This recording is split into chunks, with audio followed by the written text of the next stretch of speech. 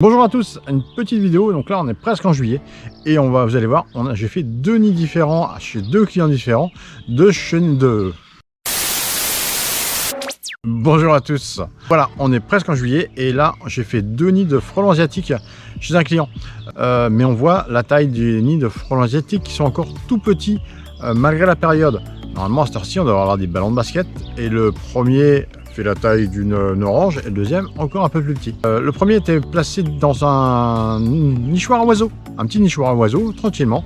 La personne a eu beaucoup de chance parce qu'elle a essayé de boucher avec des planches, ça n'a pas marché, ils ont réussi à sortir tout simplement par une autre sortie.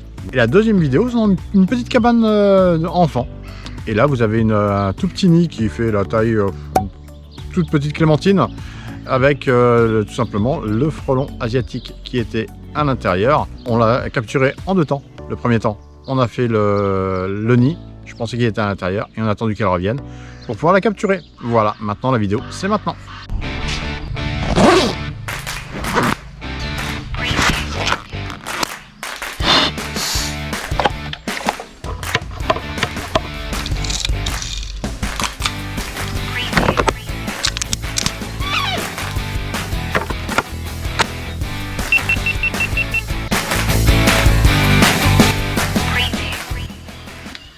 L'intervention, on y va ensemble.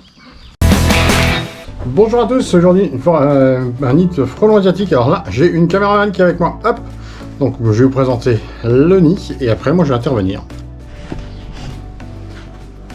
Alors le nid il est juste là, je sais pas si vous le voyez vous, mais il est juste en face du trou, légèrement au-dessus de nous. Voilà, la personne a vu des allers-retours, voilà, dans le cabane à oiseaux qui entrait par là. Donc qu'est-ce qu'elle a fait? Elle a bouché. Et donc qu'est-ce qu'ont fait les frelons asiatiques? Ils se sont dit, bah si on rentrait par là.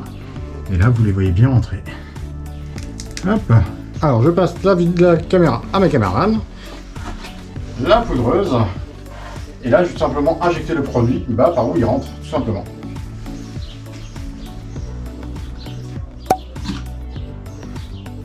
On n'a pas besoin de beaucoup, un tout petit peu.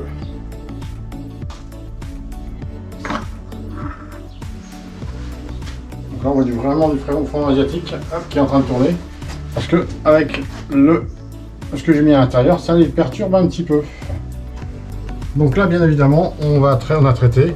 On va demander au client d'attendre 48 heures avant de retirer la cabane à oiseaux. Pourquoi? Parce que toutes les ouvrières qui sont à l'extérieur, quand elles vont rentrer, elles vont se contaminer et elles vont mourir. Ne jamais retirer un nid dès qu'il a été traité. Donc là on voit très bien le frelon asiatique.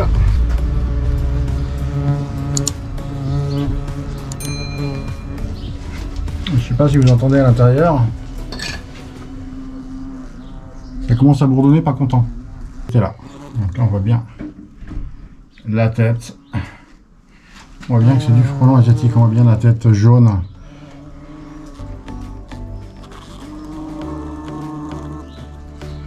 Frelon asiatique Vespa velutina nigritorax.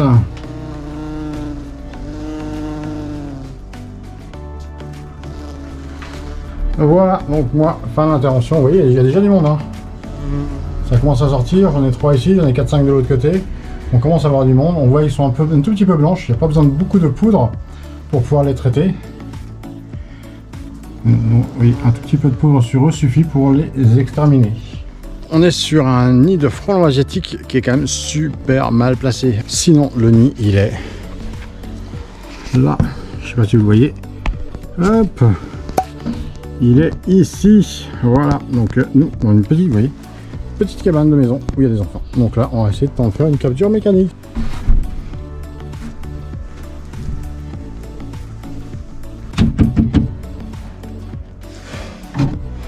Capture mécanique. Simplement.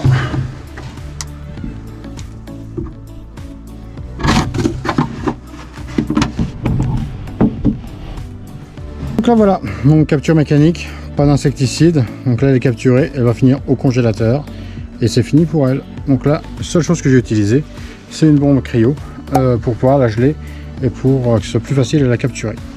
Donc vous avez le nid et au fond vous avez ici des larves qui étaient réellement prêtes à éclore. On voit réellement ici Elle était capuchonnée, prête à éclore. Je pense qu'en 2-3 jours, on aurait eu les premières ouvrières.